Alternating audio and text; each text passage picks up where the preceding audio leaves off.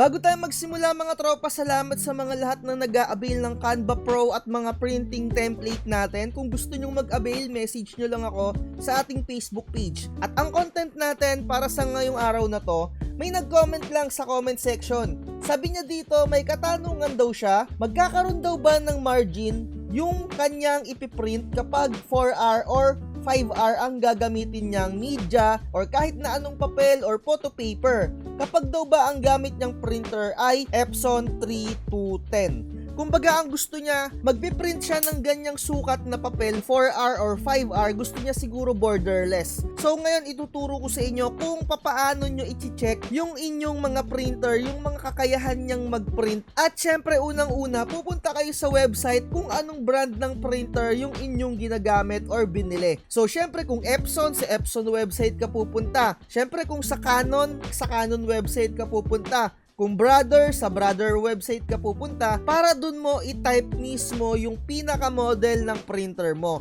So kagaya ng nakikita ninyo dito sa screen, Epson 3210 yung kanyang katanungan. So dito titignan na natin dun sa pinaka-heading pa lang ng pinaka-website makikita nyo na dito. Kung iisa-isahin nyo lang lahat ng mga detalye dyan or kahit na i-scan nyo lang, makikita nyo na syempre usually naka-highlight yan kagaya neto, borderless printing up to 4R. So, ibig sabihin, pwede kang mag-borderless printing hanggang 4R. So, paano pa natin makikita kung ano pa yung mga sukat na pwede niyang i-borderless? Siyempre, mag-i-scroll kayo dito at hahanapin ninyo yung kanyang paper handling. Kung anong brand yung binibili ninyo or kung anong brand yung gamit ninyo, hanapin nyo yung paper handling. Kagaya neto sa Epson 3210, makikita nyo dito kung ano yung papel na kaya niyang i-accommodate. So syempre andito yung mga sukat, paper size, legal, or eto nakalagay no, yung long or letter or A4, isa-isahin nyo na lang yan. So meron din kayong makikita dito na naka-specific print margin hanggang 0. Pero kailangan yung gumamit dito ng custom driver. So ano ba yung custom driver na yan? Ayan yung gagamit kayo ng Epson 382 or meaning imbis na gamitin ninyo yung pinaka-driver ng Epson 3210, gagamit kayo ng isa pang driver na hindi pang Epson 3210. Ito yung tinatawag na bypass. So ang gagawin ninyo dito, mag-google kayo, itatype ninyo dito Epson 382, tapos ida-download nyo yan. Pero syempre, ito yung pinaka para lang dyan sa pinaka-printer na yan, yung 3210, 5290. And etong Epson 382 na drivers mga tropa, may mga hindi rin siya supported na printer, lalong-lalo na yung mga latest na model. So kung hindi gumagana sa inyo yung Epson 382 kapag latest model yung ginagamit ninyo, wala tayong magagawa. Hanap kayo ng ibang drivers na para makapag-bypass ng mga printer ninyo para makapag-print kayo ng borderless. Pero mga tropa ha, hindi porket nag-download kayo ng Epson 382 makakapag-borderless na kayo. So kagaya ng itinuro ko sa inyo, pupunta kayo sa pinaka-website para ma-check ninyo kung hanggang saan niya kayang mag-print. Kagaya neto, kaya niyang mag-print ng sagad na sagad or yung borderless nga. Kasi ayan o, 0mm, top left, right, bottom, 'di ba? So ibig sabihin, pwede ka mag-borderless niyan. Pero syempre, meron din niyang restriction kung hanggang saan papel. Usually, A4 lang yung kayang i-borderless. So ano ba yung A4? Para rin yung short mga tropa, pero hindi siya singlapad ng short na bond paper. So malalaman yan as times goes by kung bago pa lang kayo. So dahil nga doon na pwede siyang mag-print hanggang A4 na borderless, so ibig sabihin yan, pwede kayong mag-print ng mas mabababa pa doon sa papel na yon na borderless. So isipin nyo ha, hanap tayo dito para ma-explain ko sa inyo yung pinaka gusto kong i-point out. So eto mga tropa no, para mas maliwanagan kayo, nakikita natin dito yung pinakamalawak na papel A4. So kung kaya mong mag-borderless ng A4, ibig sabihin the rest kaya mo ring mag-borderless. Kaya mong mag-borderless ng 8R, 6R, 5R, 4R, 3R, 2R, and so on and so on. So, ibig sabihin nun ha, ayan ha, nagigets nyo na, kung kayang mag-print ng printer mo ng borderless hanggang A4, yung mga maliliit na yan, kaya niya ring i-borderless. Ayan na yung pinaka-logic, ayan na yung pinaka-idea. So, pupunta na tayo naman sa pinaka-actual. So, mag-open tayo, syempre, ng Microsoft Word na eto naman usually na ginagamit natin. So, magsasample tayo. Gagamit muna tayo ng pinaka-printer na kanyang driver. So, kagaya neto, Epson 5290 yung printer ko. Ito yung normal na driver niya. So, halimbawa, magpiprint tayo ng 4R. So, ano yung sukat ng 4R? Ayan yung 4x6 inches. So, ayan, makakapag-borderless tayo dahil meron siyang borderless dyan. So, kagaya nga, nung nakikita natin sa website, up to 4R yung kaya niyang i-borderless. So, ibig sabihin sa specification niya mismo, dito na naka-highlight, 4R lang. So, ibig sabihin yung, or kung ano man yung mas mataas, hindi ka makakapag-print using the same driver na 5290 with the same printer yung gagamitin mo. So, pupunta tayo sa A4, may kita ninyo wala, 'di ba? Pero nasabi ko sa inyo, pwede siyang mag-print ng A4. Pero ang gagamitin nga ninyo ay custom driver. Kagaya ng nakalagay dito sa pinaka-website niya sa kanyang specification, ayan o, margin. Ayan. So, ang gagawin nyo, magda-download kayo ng Epson 382. Alamin nyo na lang, panoodin nyo na lang yung vlogs ko kung paano i-download at i-install yon para hindi na humaba yung vlog natin. So, eto Epson 382, gagana yan sa Epson 5290 natin.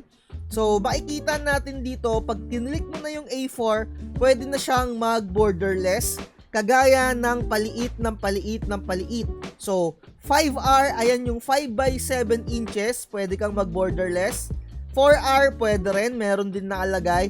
And so on, kung ano pa yung mga maliliit na sizes, kagaya nito, no, 3R yan. Pero using the same driver ng pinaka-printer mo, hindi siya pwede. So, ayan no, A4, hindi. 4R, pwede. 5R, hindi siya gagana. 'Di ba? So, kung ang printer mo ay Epson 3210, same lang din yan ng sukat ng pinaka 5290. Kung ang katanungan mo nga ay sabi mo dito, kung magkakaroon ng margin ang 4R at 5R, hindi siya magkakaroon ng margin dahil nga pwede kang mag-borderless sa 5290 sa pinaka-driver ang gagamitin mo hanggang 4R. Pero kung meron kang drivers na 382, pwede kang mag-borderless ng 4R at 5R. Ayan o, borderless. So, halimbawa, magsasample tayo ng pinaka-print. Meron tayong mga picture dito. Ipiprint natin yan. Kapag ka 5290, hindi ka makakapag-borderless dyan ng 5R or A4. Select tayo dito ng 5R. Ayan no. Makikita natin dito sa options, printer properties, wala siyang borderless. Pero, install mo yung 382 na drivers. Ayan. 4R, pwede kang mag-borderless at 5R. Click mo yung 5R. Click mo yung option. Click mo yung properties. Naka-check yan, no? 5R. 'Di ba? Ayan, no? Kung makikita ninyo, yung pinaka-print preview, wala siyang border. 'Di ba? Kumbaga, sagad na sagad yung print. Pero kapag gagamitin mo, 5290 na, meron siyang border. Ayan, no? 'Di ba? So, sana nagets mo, tropa. So, mag-install ka na lang ng Epson 382. Panoorin mo yung vlogs ko dyan kung paano yung gagawin. Ilalagay ko na lang sa description. So, kagaya na ito, 5290. Ito yung specification niya, print margin 0mm. Pero kung tatanungin niyo ako kung pwede siyang mag-print ng letter at long, hindi siya pwedeng mag-print ng letter at long na borderless. Hanggang A4 lang. Kasi masyado nang malapad yung long at yung short. Hindi naabot ng pinaka-printer natin na 5290 at pinaka 3210. Again, hindi lahat gagana yung 382. Again, hindi gagana yung Epson 382 kung yung pinaka-printer ninyo at yung kanyang specification sa paper handling nakalagay dito ay merong value. Kagaya niyan, meron siyang 3mm na margin. So, hindi siya makakapag-print ng sagad na sagad kahit mag-print ka using 382 na drivers. Ayan o, Epson 121 yung pinaka mabilis natin na sample. So, ayan, alamin nyo na lang tong chart na to. Tignan nyo maigi.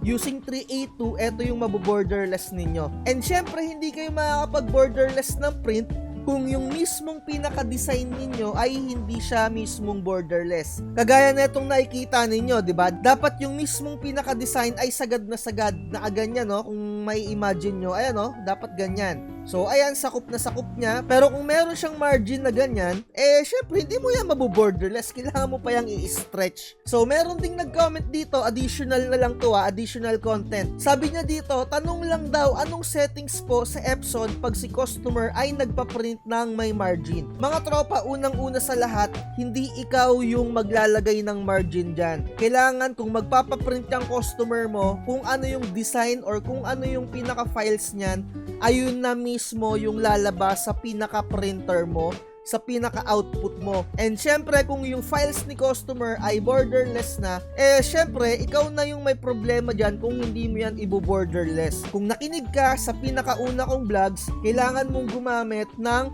ibang drivers using Epson 382 para makapag-borderless ka.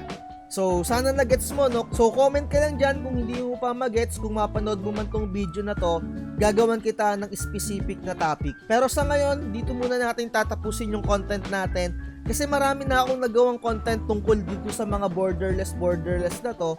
I-search nyo na lang dito sa ating YouTube channel, SciTV Borderless. Type nyo lang ng ganyan, borderless, marami nang lalabas na content na ginawa ko kung papaano at kung ano yung mga idea tungkol sa mga borderless na yan.